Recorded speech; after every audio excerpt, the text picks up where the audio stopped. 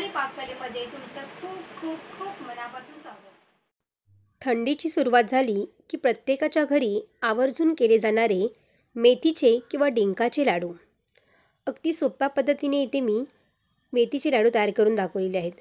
मेथीचे लाडू कडू न होण्यासाठी काही जण याला तुपामध्ये किंवा दुधामध्ये सुद्धा भिजवून करतात, पण आज आपण दुधामध्ये तुपामध्ये न भिजवता आजीच्या पद्धतीने हे मेथीचे लाडू तयार केलेले आहेत। करायला रेसिपी खूप सोपी आहे। चला मग जास्तीचा वेळ न दवडता आपण आजच्या रेसिपीला सुरुवात करूया। गॅसवरती ते कढई ठेवलेली आहे। कढईमध्ये आपल्याला 1 चमचा तूप घातलेला आहे। तूप गरम झाल्यावरती आपल्याला ड्रायफ्रूट घालायचे आहेत। तर इथे मी बदाम आणि काजू घेतलेले आहे। अर्धी वाटी मी इथे दोन्ही साहित्य घेतलेले आहेत।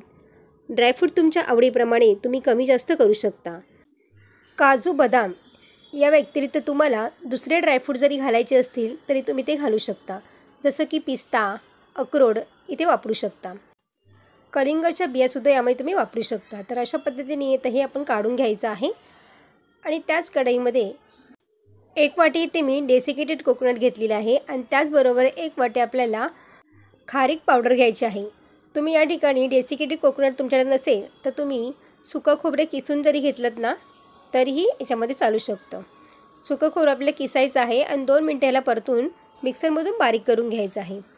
तर अशा पद्धतीने इथे 2 ते 3 मिनटं छान लो फ्लेमवरती थोडंसं ड्राय होईपर्यंत आपण याला भाजून घेणार आहोत। तर इथे छानपैकी असं आता 2-3 मिनटानंतर मस्त एकदम आता हे ड्राय झालेलं आहे। आता हे सुद्धा आपल्याला हे काढून घ्यायचं आहे। अशा पद्धतीने आपण छान असं भाजून घेतल्यावरती हे लाडू टिकण्यासाठी खूप मदत होते। 1 ते 1.5 महिन्यासुद्धा हे लाडू अजिबातही खराब होत नाहीत। आता आपण पुन्हा ह्याच्यामध्ये 2 चमचे तूप घेतलेलं आहे। तूप छान गरम झाल्यावरती इथे मी 50 ग्राम मेथी मिक्सरला बारीक करून घेतलेली आहे।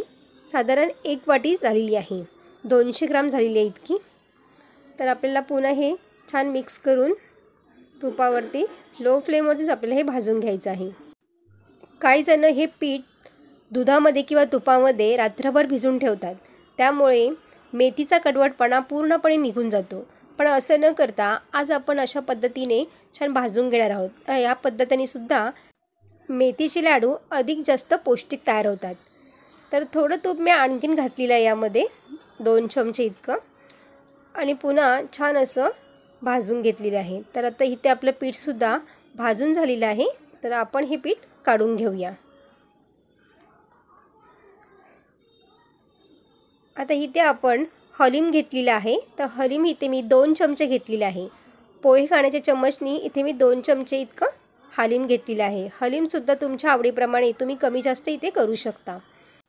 हलीमसुद्धा आपल्या शरीरासाठी खूप फायदेशीर आहे आणि थंडीच्या दिवसात तर हे आवर्जून खाल्ले पाहिजेत। मेथी आणि हलीम किंवा डिंक हे आवर्जून खाल्लेच पाहिजेत।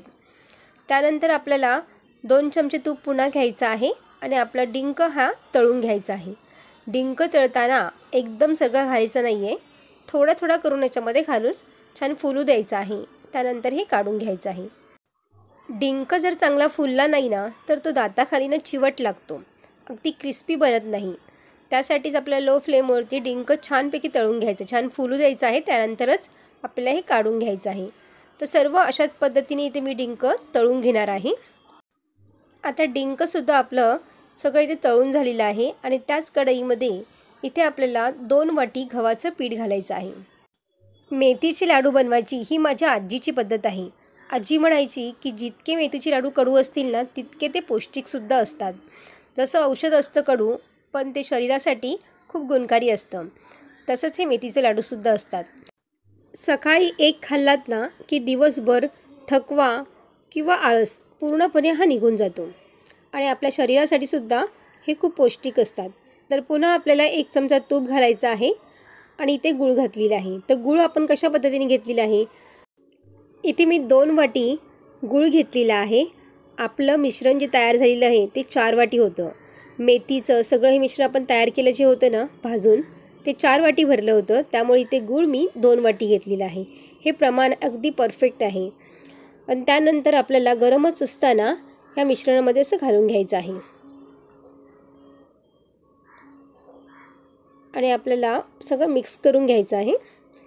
इथे आपण फटाफट असं मिक्स करून घ्यायचं आहे बघा. आणि थोडंसं कोमट झाल्यानंतर मिश्रण लगेचच लाडू बनवायला तयार करायला घ्यायचे. गूळ फार गरम आहे, त्यामुळे हे मिश्रण हलवताना थोडंसं हळुवारपणे सावकाशपणे हे करून घ्यायचं आहे. त्यामुळे हाताला चटके बसणार नाहीत. तर थोडंसं कोमट झाल्यानंतर आपल्याला लाडू वळायला सुरुवात करायची आहे. तर इथे छान कोमट झालेलं आहे मिश्रण. आता आपण लाडू वळायला घेऊया. हे बघा, तर अशा पद्धतीने मस्त एकदम लाडू तयार झालेत बघा. आपण गुळाचं प्रमाण अगदी परफेक्ट घेतल्यामुळे हे लाडूसुद्धा वळायला अगदी सोपे जातात बघा. तर अशाच पद्धतीने आपण सर्व लाडू इथे करून घेणार आहोत. अगदी झटपट तयार होतात. तर माझ्या आजीच्या पद्धतीने केलेले मेथीचे लाडू तुम्हाला कसे वाटले मला कमेंट्स करून नक्की सांगा. व्हिडिओ आवडला असेल तर लाईक, शेअर आणि सबस्क्राईब करा. बाजूचे बेल आयकॉन पण जरूर प्रेस करा, जेणेकरून जेव्हा पण मी नवीन व्हिडिओ अपलोड करेन त्याची सर्वात आधी नोटिफिकेशन तुम्हाला पाहायला मिळेल. पुन्हा भेटू अशाच एका नवीन रेसिपीमध्ये. तोपर्यंत मस्त खा आणि स्वस्त रहा.